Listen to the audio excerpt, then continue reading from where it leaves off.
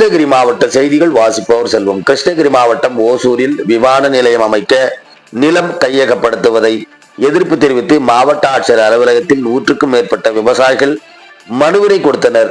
கிருஷ்ணகிரி மாவட்டம் ஓசூரில் புதியதாக விமான நிலையம் அமைக்க மத்திய மாநில அரசுகள் அனுமதி வழங்கி அரசாணை வெளியிட்டுள்ளது.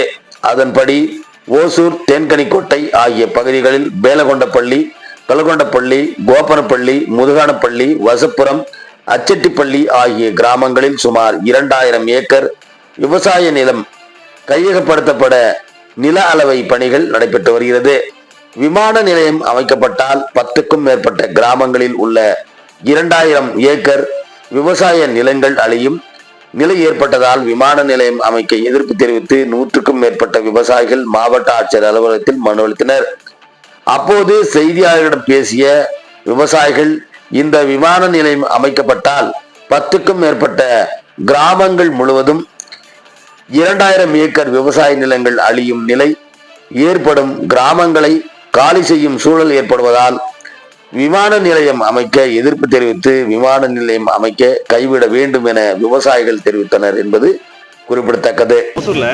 விமான நிலையம் அமைக்கிறதுக்காக 4 இடம் ப்ரொபோசல் இருக்கு. அதில் 2வது இடத்தை பற்றி பேச வந்திருக்கோம். நாங்கள் பார்ட் 2ல அந்த 2வது பார்ட் 2 இதில் என்ன பார்த்தீங்கன்னா கிட்டத்தட்ட 7 பஞ்சாயத்து வந்து இதில் பாதிக்கப்படுது. டாலகொண்டப்பள்ளி, கல்கொண்டப்பள்ளி, கோபனப்பள்ளி, முதுகானப்பள்ளி, பசப்புரம், முகலூர், அச்செட்டிப்பள்ளி, இந்த 7 பஞ்சாயத்தை சேர்த்து கிட்டத்தட்ட 2000லேருந்து 2300 ஏக்கர் வந்து எடுக்க தயார் பண்ணியிருக்காங்க. இதில் முழுக்க பார்த்தீங்கன்னா சிறு குறு விவசாயத்தை இருக்கிறது. அவங்களுக்கு இதை விட்ட சோர்ஸ் எதுவுமே இல்லை. உலக அளவில் பார்த்தீங்கன்னா இன்றைக்கி வந்து குடைமிளகாயும் பூவும் இங்கேருந்து எக்ஸ்போர்ட் ஆகுது. இது ரொம்ப பாதிக்கப்படும்.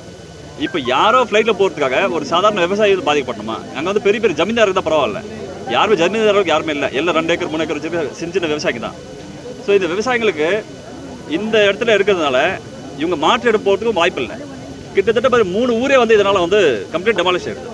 3 ஊரே வந்து அடுத்து காணாமல் போயிடும். கிட்டத்தட்ட பாட்டு முப்பாட்டம் காலத்துல தான் விவசாயம் பண்ணிட்டு இருக்காங்க. இத்தனை வருஷமாக இருந்துட்டு இன்றைக்கி ஒரு ஏர்போர்ட்டுக்காக அவர் காலி பண்ணிட்டு போக முடியாது. ஸோ இந்த ஏர்போர்ட் இங்கே வரக்கூடாதுங்கிறது தான் எங்களோட கோரிக்கையை. இதை பற்றி இன்னைக்கு கிட்டத்தட்ட 2300 ஏக்கருக்கு பண்ணியிருக்காங்கண்ணா. இல்லை அதை சொல்கிறேன். இது என்ன பார்த்தீங்கன்னா இன்னைக்கு காலையில் ஆட்சியாளருக்கு நம்ம வந்து மாவட்ட ஆட்சியருக்கு மனு கொடுத்தோம்.